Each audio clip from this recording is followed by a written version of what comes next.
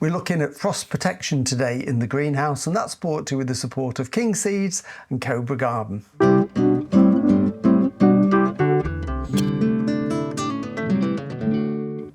Well, I'm in the greenhouse today and it's a beautiful sunny day. The sky's blue, the sun's out, and here we are now in early December and the weather is going to get colder. So what I'm doing in the greenhouse is just a little bit more preparation for that colder weather to ensure that my borderline hardy or tender plants will get through the winter, because at night it can still get very cold in here, and we've already had it down to just below freezing with the frost that we had earlier on in November. So now I need to do something to protect the plants. And I've got all sorts in here. We've got citrus. They're remarkably tough. They've got through the last 2 winters. I keep some pelargoniums in here as well. I've got hardy annuals, which are tough as well. And then some bigger things, like we've got this lovely sparmannia here. This is the African hemp, which is a really lovely structural architectural plant, but that will be killed by too much frost. Likewise, I've got this lovely tender shrubby salvia. This is Salvia convertiflora, and still flowering in December inside, and this will carry on probably for a few more weeks. But this one here, this is a tree dahlia, gets huge, and it had lovely foliage. This caught the frost outside. It's not killed it because it's got that huge tuber and it will sprout next year, but these all need that little bit of protection. Now the greenhouse is really tall and it's not practical to heat with a conventional heater. It would cost far too much and it is a waste of energy. So what I do in here is just a couple of things to protect the plants. So at the moment, if a frost is forecast, which we probably will tonight with this clear sky, I use fleece. This is horticultural fleece, and a couple of layers of this just draped over the plants to put them in a bag of fleece will actually keep a couple of degrees of frost off them. So always handy to have lots of fleece on standby. I've also got here a heated bench. So this is a heated bench that's on a thermostat. It's got sand in there. So it's a sand bench with a soil warming cable in it, and I can set that. And I normally have it set just about 18 degrees. The light's gone off, but at night that will click on, and it just gives a bit of base heat to allow these cuttings and tender young plants to tick over. And I can cover again that over with fleece. Same with this, we've got a little electric propagator. It's heated, and that is ideal for rooting cuttings of various things in there. I've got salvias and plectranthus that are rooting, and that remains frost free. So a combination of fleece and this little bit of base heat is ideal. So I've got the electrics in here. This is a heater actually, but it wouldn't heat this greenhouse, but it is a fan. So I also put the fan on, and the circulation of air will keep a greenhouse air moving, and that can make the difference between frost and no frost. So that goes on at night, and again is really low cost to run. But I'm going to do something a little bit bigger. So I've treated myself, early Christmas present, to one of these heated mats. Now this might be a bit glary in the sunlight, but it's essentially aluminium foil, 2 layers, and it's sandwiched in between it. There is a heating element, a little bit like a sort of blanket that you'd put on your bed, the bed blanket. What do they call them, Jill? Electric blanket. Electric blanket, that's right, like an electric blanket. So it's safe. This is all in plastic as well in there, so it's all insulated, perfectly safe. And I've gone for one with a thermostat. So my intention is that this is roughly 2 meters long. It's just the width of my bench. And I can spread this out over this bench here, set it so that this provides just that little bit of base heat, and then I can drape the fleece over at night, knowing that plants that are tender, even if it's frosty all around them, will be protected in this little sort of bubble of heat here. So I'm going to fit this today. So what I need to do first of all is just take this out of the way, because we need some insulation. So I'm going to get rid of this and then show you how I'm going to insulate the base. So pop that down there. So what I've got here is some insulation that you would use if you are insulating walls or new buildings. Comes under different names. Got it from a local DIY store, and I've cut it to the width. Now again, I'm sorry if this is going to be very glary, it's blinding me. So I'm going to put this onto the bench. The theory being that then the heat can't go down, the heat can only go up to where the plants are.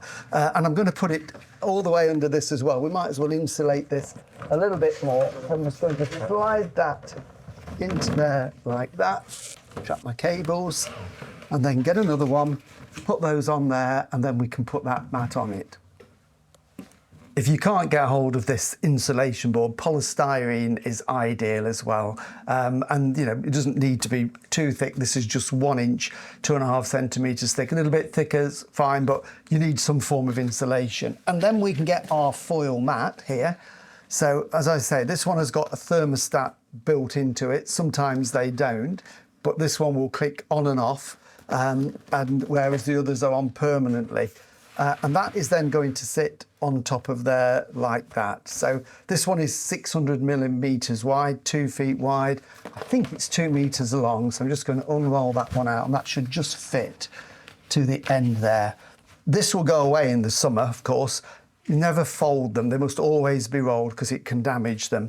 So that will then be plugged in at the back there. So I'm just going to pop that out the way for the time being, because then to protect this, because if we're putting plant pots on that are a bit sharp at the bottom, or we've got seed trays, then I've got some polythene, and this is just some quite heavy duty bin bags, to be fair, but you can buy polythene on the roll, but we've got these heavy duty bin bags that we've just cut.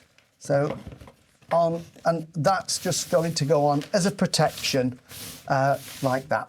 The foil is perfectly waterproof, but this just gives it a little bit of protection. And I've put that underneath my propagator as well, like that, so that it all blends in. So we can get one more piece. Doesn't matter if it overlaps a little bit, like that. And then just to stop that falling off, what I'm going to do is just to actually put it underneath the end. It's just a bit like making a bed now, isn't it? This is, so little corner there, and just pop that underneath it. Just makes it neat and tidy for when we come to put the plants on. So the polythene now is all on, so that's protecting the aluminium mat. And I've got the thermostat here, which is plugged in back to the waterproof socket over there on the end. And it's also got this probe here. So if you were doing seed sowing, you would put this probe into the seed tray or just underneath the seed tray so that you're getting the right temperature. You can just leave it out. It will pick up the air temperature. I've just heard it click now. So it's telling me that wherever it clicks, so at the moment it's saying it's about 22 degrees in here, and my thermostat is saying it's about 26, so it's taking a while to warm up. I will set this one to probably about 10-15 degrees centigrade, so 15 is roughly 60 Fahrenheit, something like that, to keep this warm. So in the day it will switch off. At night time, when it gets cooler, the thermostat will click it on, and I'll probably put that in between a couple of plants. So that's it. It's really as simple as that. It's a really cost-effective way of keeping this bench frost-free, and with the combination of some fleece over it on frosty nights, I've created this little mini heated polytunnel. So all I need to do now is actually get some plants on here so I can protect them from the frost that we're probably going to get tonight. So I've got some pelargoniums and things down here. So what I'm going to do is now spend the next 10-15 minutes picking these over, getting them on the mat, and then I'll show you it when it's all finished.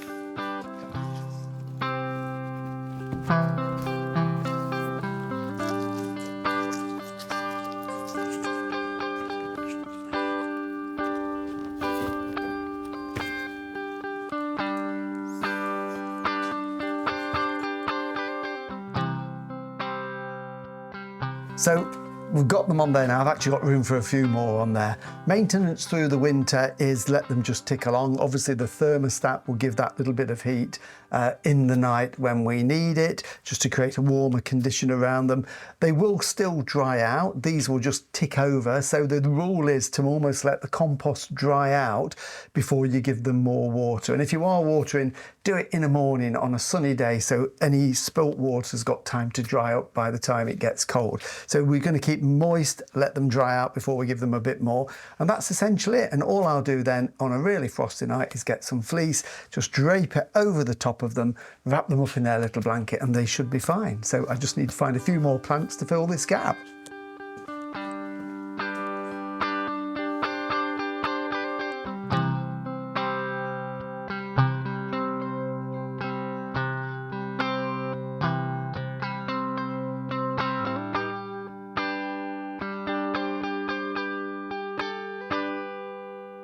Well, thank you for watching Pots and Trowels, and remember, all the weekly videos and our podcasts can be found on YouTube, where you can subscribe for free.